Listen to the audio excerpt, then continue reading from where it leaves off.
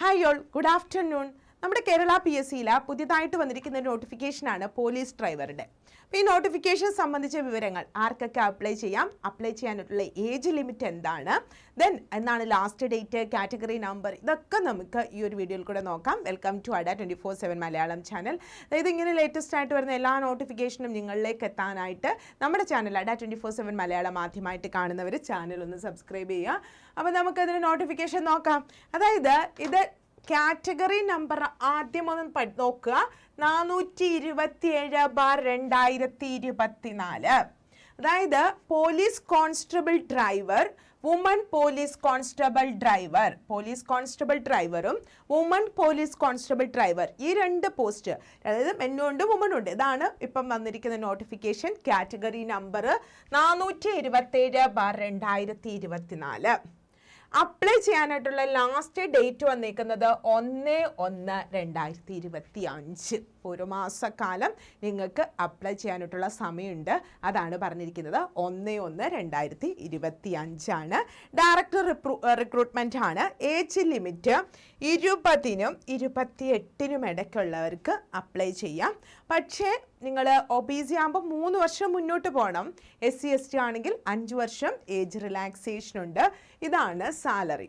Then ഇത് apply ചെയ്യാനുള്ള qualification first higher secondary ആണ്, പ്ലസ് ടു ക്വാളിഫിക്കേഷൻ ആണ് ഇതിന് അപ്ലൈ ചെയ്യാനായിട്ടുള്ളത്. 2 ഇമ്പോർട്ടൻ്റ് ആയിട്ട് പറയുന്നുണ്ട്, must possess a current valid driving licence വേണം. മോട്ടോർ സൈക്കിളിൻ്റെ കറണ്ട് ആയിട്ടുണ്ടെങ്കിൽ ഇപ്പം നിങ്ങൾക്ക് ഇത് നോട്ടിഫിക്കേഷൻ വരുന്ന സമയത്ത് അത് എടുത്ത് വീണ്ടും പറഞ്ഞിട്ടുണ്ട്.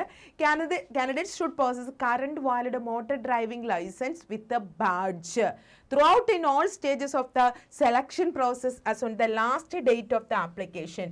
OMR test, physical efficiency test, practical test, one time verification. അതായത് നിങ്ങൾക്ക് ഇത് അപ്ലൈ ചെയ്യേണ്ട ലാസ്റ്റ് ഡേറ്റിന് മുമ്പ് നമുക്ക് ഈ ഒരു നോട്ടിഫിക്കേഷൻ പറഞ്ഞിരിക്കുന്ന ക്വാളിഫിക്കേഷൻ, അതായത് മോട്ടോർ ഡ്രൈവിംഗ് ലൈസൻസ് വിത്ത് ബാഡ്ജ് ഉണ്ടാവണം എന്നതാണ് ക്വാളിഫിക്കേഷൻ. +2നോടൊപ്പം അത് രണ്ടും കൂടെ ഉള്ളവർക്ക് മാത്രമേ അപ്ലൈ ചെയ്യാൻ പറ്റത്തുള്ളൂ. നമ്മുടെ PSCയുടെ യൂഷ്വൽ സൈറ്റ്, അതായത് നമ്മളെപ്പോഴും ചെയ്യുന്നത് പോലെ തന്നെ കയറി കാറ്റഗറി നമ്പർ കൊടുത്തങ്ങ് അപ്ലൈ ചെയ്താൽ മതി. അപ്പോൾ കാറ്റഗറി നമ്പർ ഒന്നും കൂടി ഒന്ന് ഓർത്ത് വെച്ചേക്കാം.